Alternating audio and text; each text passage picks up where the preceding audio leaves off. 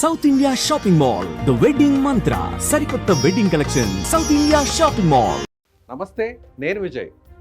పాకిస్తాన్కి అంటే ఆపరేషన్ సింధూర్ తర్వాత ఆ దేశానికి మన దేశానికి సంబంధించిన భద్రత విషయాలపై అనేక సమాచారాన్ని అంతా కూడా కొంతమంది చేరవేశారు, పాకిస్తాన్కి గూఢచర్యం చేశారు.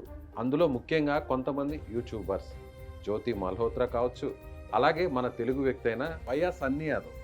సో నిజంగా ఈ యూట్యూబర్స్ పాకిస్తాన్కి ఎలాంటి సమాచారం ఇస్తారు, NIA ఎందుకు అంత సీరియస్గా తీసుకుంది, దీని గురించి మాట్లాడదాం. మనతో పాటున్నారు రిటైర్డ్ ఆర్మీ ఆఫీసర్ కల్నల్ వివి రావు గారు. సార్ నమస్తే.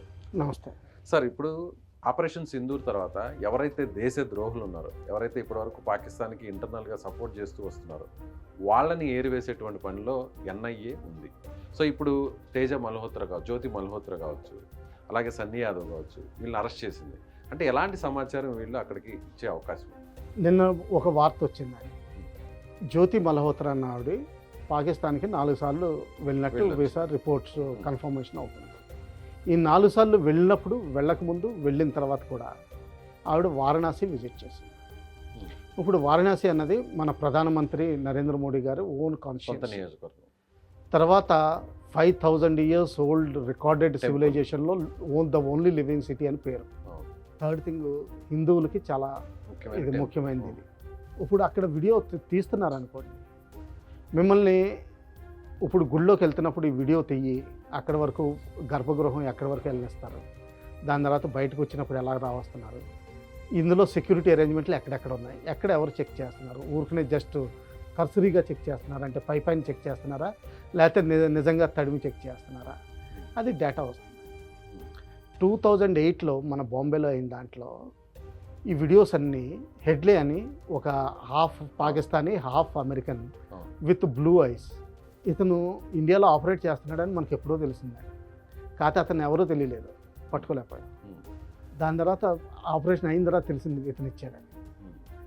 ఆయన మామూలుగా సెలబ్రిటీస్ని ఆధారం చేసుకుని మొత్తం అంటే తాజ్మహల్ హోటల్లో ఎన్ని అడుగులు వేస్తే మీకు గేట్ వస్తుంది, ఎన్ని అడుగులు వేస్తే లెఫ్ట్ తిరగచ్చు, ఎన్ని రూమ్స్ ఉన్నాయి ఈ సైడ్ని, ఎన్ని అంతస్తులు ఎక్కితే రూఫ్ వస్తుంది, రూఫ్ పైన ట్యాంక్ ఎక్కడెక్కడ ఉంది, ఇవన్నీ వీడియో తీసి పంపించారు. ఇవన్నీ వీడియోస్ ఇప్పుడు మీరు ఎలాగా ఎడిట్ చేసుకుని అంతా చేసుకుంటారో అక్కడ కూడా స్పెషలిస్టులు ఉంటారు. సో ఇద్దరు యూట్యూబర్స్ నుంచి వేరువేరుగా రికార్డింగ్ చేయించుకుంటారు. చేయించుకున్న తర్వాత దీన్ని ఒక వర్డ్ ఉందండి, మొజాయిక్ అంటారు మేము. అంటే దాన్ని ఒక విధంగా చూస్తే ఏంటంటే 3D ఇమేజ్ జనరేట్ అవుతుంది. దీన్ని ఈ మధ్యన 3D కూడా జనరేట్ చేయొచ్చు సాఫ్ట్వేర్తో. అంటే మనం తీసిన వీడియోని 3D కింద చేయొచ్చాను. ఓకే.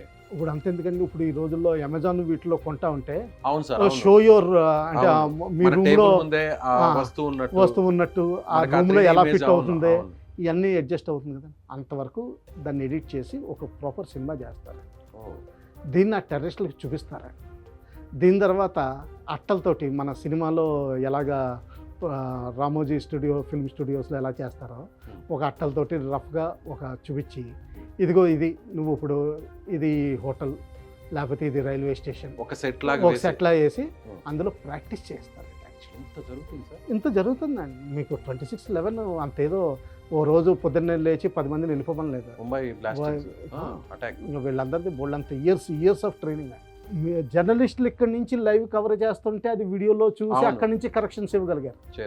అవును, ఎప్పటికప్పుడు ఉగ్రవాదులంతా కూడా పాకిస్తాన్ నుంచి వీళ్ళకి వచ్చిన లైవ్ టెలికాస్ట్లో వచ్చాయి. సో ఈ విధంగా ఏంటంటే ఈ యూట్యూబర్స్ యాక్చువల్గా ఏంటంటే వీళ్ళకి నేను పాకిస్తాన్కి హెల్ప్ చేద్దామని వీళ్ళు ద్వేషంతో వెళ్ళిండకపోవచ్చు, కానీ ట్రాప్లో పడతారండి. ఇప్పుడు అంటే మీడియాలో వస్తున్న కథల ప్రకారం ఏంటి, ఒక స్మార్ట్ ఆపరేటర్ కల్టివేట్ చేసుకున్నాడు ఆవిడని, ఈవిడికి వీసా కావాలి, ఎందుకంటే ఒక టూరిస్ట్ స్పాట్ పంజాబ్ వాళ్ళ టూరిస్ట్ స్పాట్ కవర్ చేయాలనుకుంది, హిందువులకి వీసా ఇవ్వరు.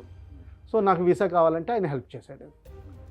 ఆయన హెల్ప్ చేయగానే మామూలుగా ఇంకా మెల్లగా పరిచయం పెరిగింది. పార్టీస్ పిలిచారు, వాళ్ళ ఫౌండేషన్ డేకి పిలిచారు, హ్యాపీ ఇంత పెద్దరికం ఇస్తున్నట్టు.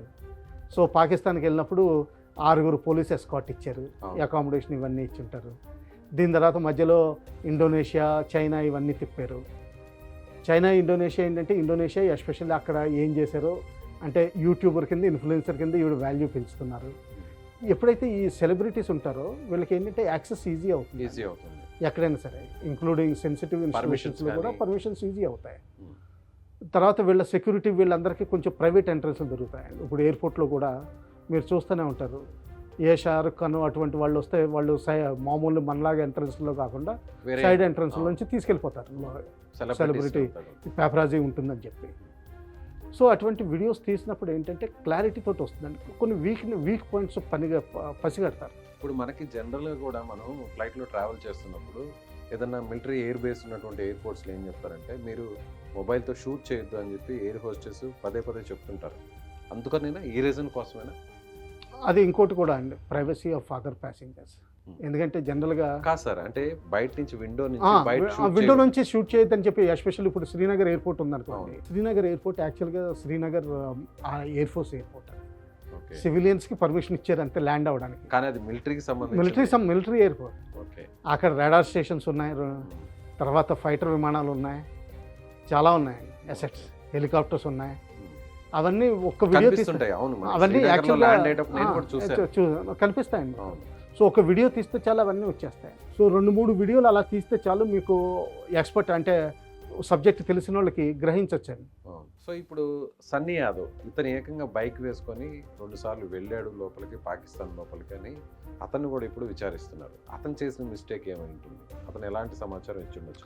ఇంకా కూడా నేరం ఇప్పుడు నిరూపితం కాలేదు. ఈ కేసు నాకు తెలియదండి, నేను చదవలేదు ఈ కేసు గురించి.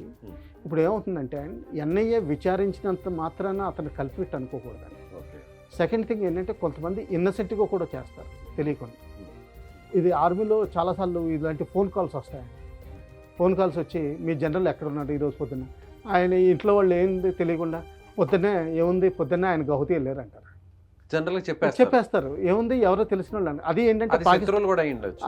శత్రువులు అయి ఉండదు, శత్రువులే చేస్తారండి అలాగా. మిలిటరీ వాళ్ళకి చేస్తారు. నంబర్లు ఉన్నాయి కదండి, నంబర్లు అందరికీ దొరుకుతాయి. ఇప్పుడు నాదే నంబర్ చూసుకోండి, చాలామంది నా ర్యాంక్ మీద సేవ్ చేసుకున్నారు. ఇప్పుడు కూడా నాకు వెస్ట్ బెంగాల్ గవర్నమెంట్ నుంచి మొన్న అది ఎక్సైజ్ అయినప్పుడు నాకు కాల్స్ అక్కడి నుంచి వస్తున్నాయి. ఎందుకంటే ఎక్కడ టెలిఫోన్ డైరెక్టర్లో నా పేరు మారలేదు. నా పర్సనల్ నెంబర్ అక్కడ ఉండిపోయింది. డిజాస్టర్ మేనేజ్మెంట్కి నేను నోడల్ పర్సనాలిటీ. సో నాకు ఫోన్లు వచ్చినాయి. నేను అప్పుడు చెప్పాను, నేను ఎప్పుడో రిటైర్ అయిపోయి 6 ఏళ్ళు అయిపోయింది, అక్కడెక్కడ లేనని. ఆ నెంబర్ పబ్లిక్ దొరుకుతుంది.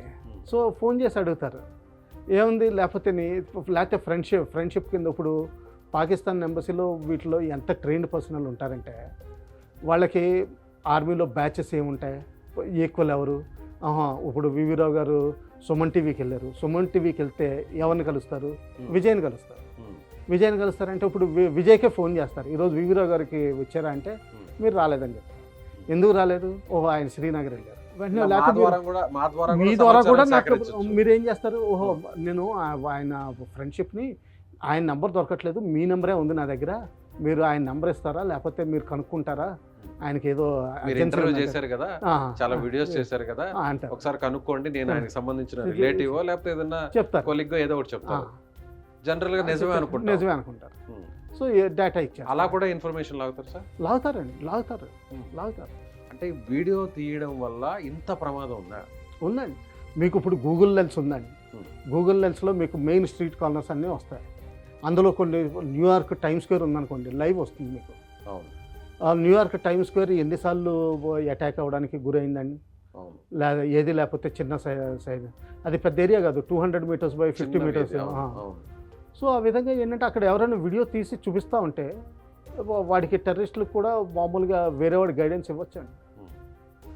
మీరు అన్నట్టుగా ఇప్పుడు మిలిటరీ ఎయిర్ బేస్ ఉన్నటువంటి ఆ ప్రాంతాలు లేదంటే ఎయిర్పోర్ట్స్ కావచ్చు. మిలిటరీయే కాదండి, ఇప్పుడు టార్గెట్స్ అంటాం. మీరు వాడాల్సిన word military targets, civilian targets అనుకోండి ఉంటాయి. ఇప్పుడు ఎయిర్పోర్ట్స్ ఉన్నాయి, రైల్వే స్టేషన్స్ ఉన్నాయి. ఇప్పుడు ఈవినింగ్ సికింద్రాబాద్ రైల్వే స్టేషన్ వెళ్తే ప్లాట్ఫామ్ మీద నుంచోడానికి మనకి అక్కడ వందే భారత్ లాంచ్ చేసిన టైంలో ఇదే ఈవెంట్ అంతా ఎంత రష్ ఉందో తెలుస్తుంది, చూపించింది. ఆ టైంలో ఒక మామూలుగా చిన్నది ఏదైనా చేస్తే బోల్డ్ అంత డేంజర్ కదండి. అటాక్ చేస్తే ఏదైనా బ్లాస్ట్ అవసరం లేదండి, అటాక్ చేస్తున్నా పర్వాలేదు. అంటే వీళ్ళు తెలిసి తెలియక కూడా చేసి ఉండొచ్చు. మీరు అన్నట్టు ఎవరో ఒకరు ట్రాప్ లో కొంతమంది ప్రాపర్ ట్రాప్ అయిపోతారండి. ట్రాప్ అయిపోయిన తర్వాత వాళ్ళు ఏజెంట్స్ అయిపోతారు, కానీ దానిలోంచి ఊబులోంచి బయటికి రాలేరు. కొంతమంది బ్లాక్ మెయిల్ చేసి అదే ఇరుక్కుపోతున్నారు. తెలుసో ట్రాప్ తెలియకో అంటారు, దాన్నే ఇరుక్కుపోయింటారు. ట్రాప్ అంటున్నాను అండి. ఓకే. బ్లాక్మెయిల్ చేస్తూ ఉంటారు. ఆ తర్వాత ఇంకోటి ఏమవుతుందంటే ప్రివిలేజెస్ ఇస్తారు. ఇప్పుడు ప్రివిలేజెస్ ఇస్తున్నప్పుడు ఎవరికైనా సరే స్టేట్ గెస్ట్ కింద వెళ్తే మీకు చాలా బోల్డ్ అంత ఇన్ఫర్మేషన్ ఇస్తూ ఉంటారు. సో ఆ విధంగా తర్వాత ఏంటంటే ఆవిడకి బహుశా మీడియా ప్రకారం మీడియా కొంచెం ఎక్కువ చెప్తుంది అనుకోండి, బహుశా అతన్ని పెళ్లి కూడా చేసుకోవాలనుకోండి, ఆ విధంగా ఉంటుంది. ఎంత ఇష్టపడినా కూడా దేశానికి సంబంధించి ద్రోహం చేస్తున్నాం అనేటువంటి ఒక భావం అనేది మైండ్లో కలగదా sir? Source cultivation trained people ఉంటారు. మీలో వీక్నెస్ని పట్టుకుని ట్రైన్ చేస్తారు. వాళ్ళు అంత ఈజీగా చేయరండి. కొంతమందికి లిక్కర్ అలవాటు ఉంటుంది. అది డెడ్లీ లిక్కర్ అలవాటు ఉన్న వాళ్ళకి మీరు లిక్కర్ పోస్తా ఉంటే వాడు చెప్తానే ఉంటాడు, ఏమైనా కాగితాలు చేస్తారు. తీసుకుని వస్తానే ఉంటాడు. Thank you sir, thank you so much. Thanks.